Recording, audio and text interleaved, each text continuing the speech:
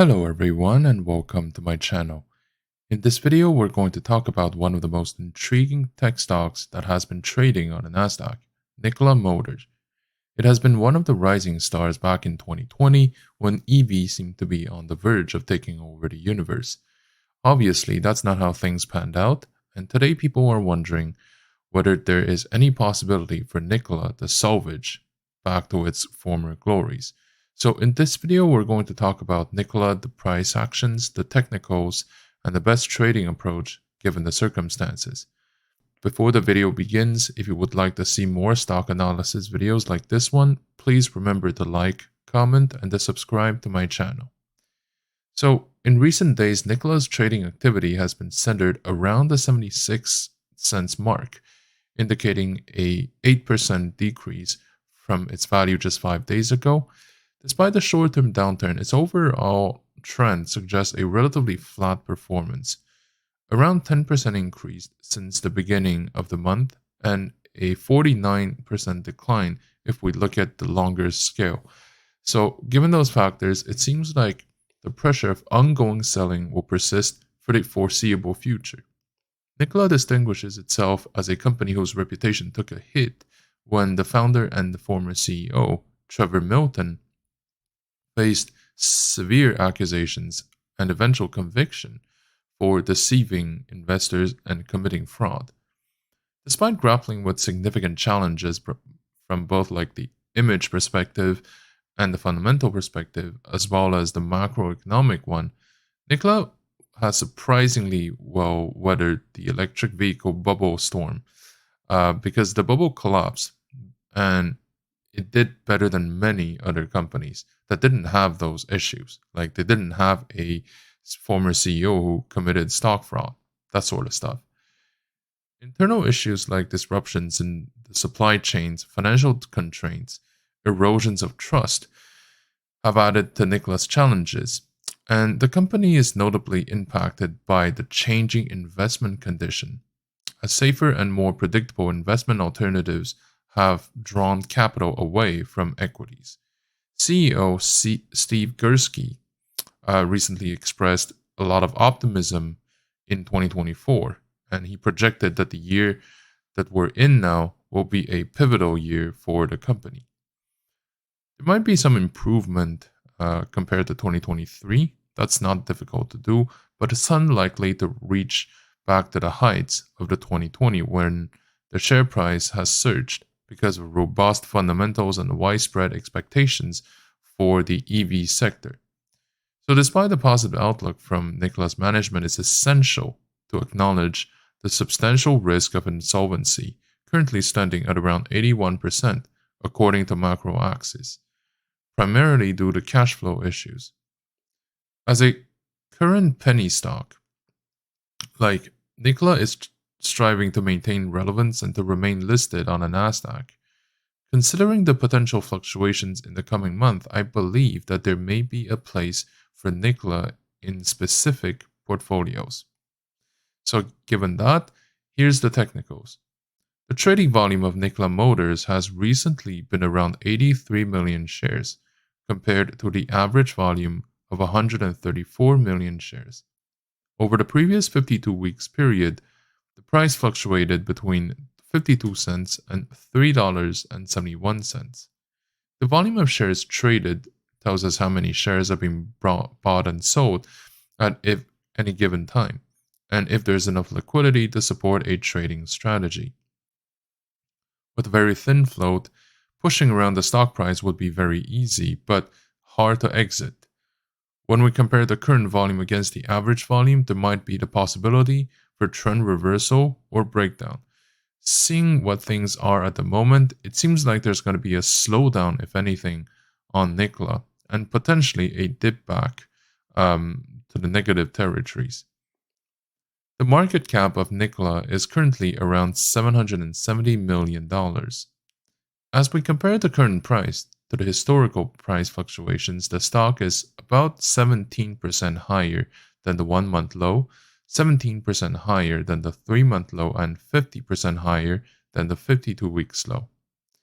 On the options market, where we can often see a hint on market sentiment about where the stock price is likely going to head next, the implied volatility is 140% compared to a historical volatility of 115%.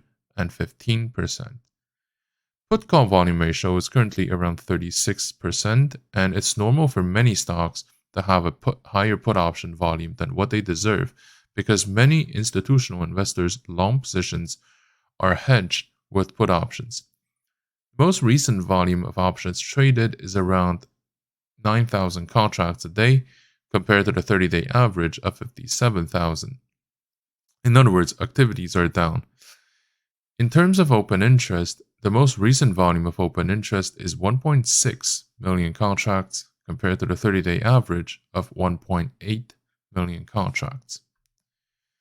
In terms of shareholder structure, institutional shareholders own 24% of the float, which is very significant given the history of the company and how much the company has to climb back in order to win, in my opinion, relevance. The biggest shareholders include Vanguard, BlackRock, and Citigroup. Usually, it's best to see some institutional participation when holding a stock long term because it offers a layer of stability and a token of reliability in the medium to long term. It means that the market is confident that it's going to deliver value in the long term, which is an important factor to consider for investors. I personally consider the minimum threshold to be around 30% for institutional ownership. Of course, lots of exceptions would apply, but I don't think it does for Nikola. The current short interest is about 18% of the total float, 50% of which come from the dark pools. Typically, if a short interest is about 15% of the total volume, with a significant portion of the shorts coming from the dark pools, there could be institutional positions taken to short the stock, and there would be potentials for short squeeze. But I don't think that this is the case for Nikola. I think that the 18% of short interest is just here because enough people don't believe in the stock. I don't think that they necessarily come from the institutions, but more from individuals who just think there's a buck to make. Of course, analyzing securities from a fundamental perspective is always helpful, but it should be complemented with extra external forces at play.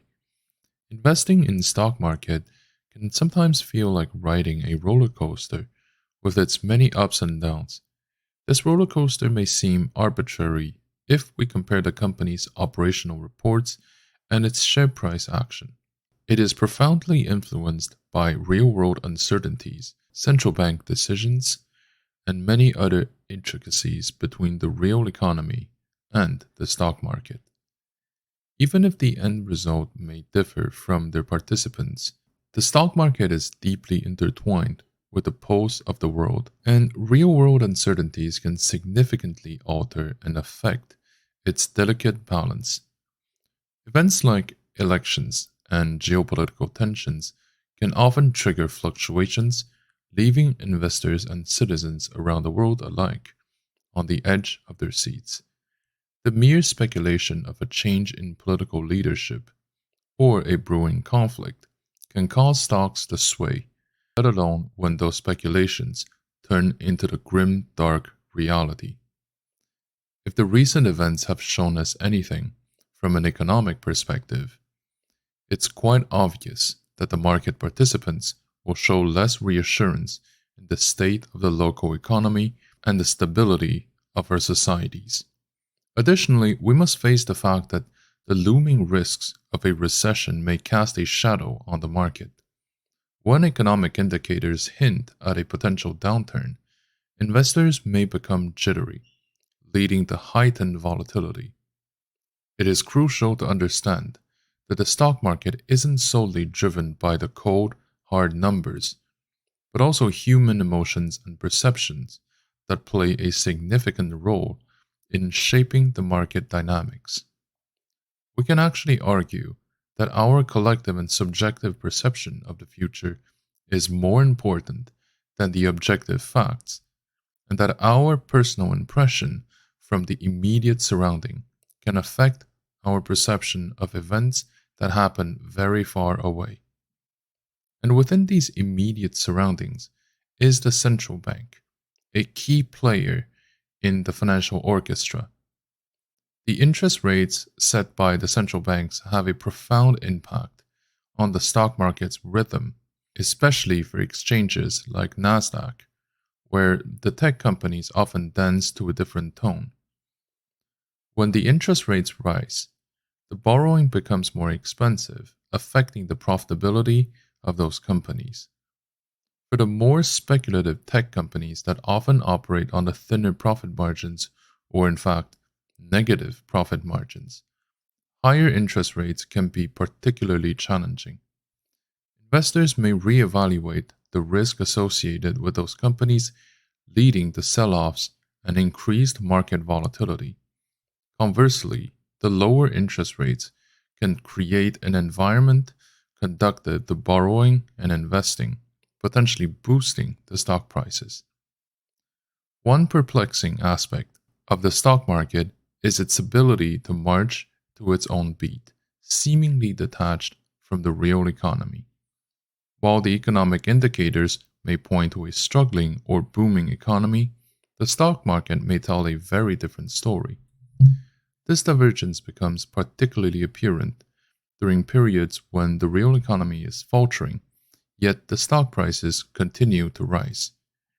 This phenomenon can be attributed to a variety of factors. Central banks' interventions, government stimulus packages, and investors' expectations can all contribute to this disconnection. It's essential for investors to recognize the fact that the stock market is not a perfect reflection of the real economy. It is rather a complex system influenced by a multitude of variables. When managing all these complexities, investors are wise to exercise vigilance and to broaden their perspective. Looking beyond the fundamentals of individual stocks, it becomes crucial to consider the macroeconomic and monetary landscape. Understanding how global events, central bank policies, and economic indicators interact can provide a more comprehensive view of the investment landscape. Macroeconomic factors like the inflation rates, the employment numbers, and trade balances should be on the investor's radar as well. Likewise, when keeping an eye on the central bank communications and policy decisions, they can offer insights into the direction of the interest rates and the overall market sentiment. Above these elements, that are all individually important to consider, there is also another one: the idea or the concept of cyclic movement. It is one thing to assume that things will always come and go, the good like the bad, but it's quite another to assume that the next cycle will look exactly like this one. The current market may be towards the end of a super cycle that began with the collapse of the 2008 real estate market and the quantitative easing that followed. A massive amount of capital has been injected in the market for more than a decade, and this has played a significant part in the recovery and later the takeoff of the asset prices. These policies may not come back, and there may not be the same kind of recovery that we have enjoyed after the last market collapse. The past doesn't guarantee the future, and it is no different this time. So really, the stock market is a dynamic and intricate ecosystem influenced by an array of factors. Real-world uncertainties, central bank decisions, often arcane relationships between the market and the real economy all make up to what we see on the stock market. In this ever-changing landscape, investors should be well served by adopting a holistic approach that considers both fundamental analysis and macroeconomic perspectives. By staying vigilant and embracing a multifaceted view, investors can navigate the stock market with a far better understanding of the forces at play. In summary, I believe that investing in Nikola is advisable only for portfolios with an exceptionally high risk appetite and a tolerance for volatile and risky assets. While the current market conditions may present a favorable entry point, I think that we got to be really careful and wait for additional support before allocating any more of our money into Nikola. Short term trading is still recommended over long term holding in the current scenario. I would recommend a commit between 0.5 and 1% of your portfolio in Nikola. And also recommend to split the allocation in batches of 10 to 20% at a time over the next 6 months.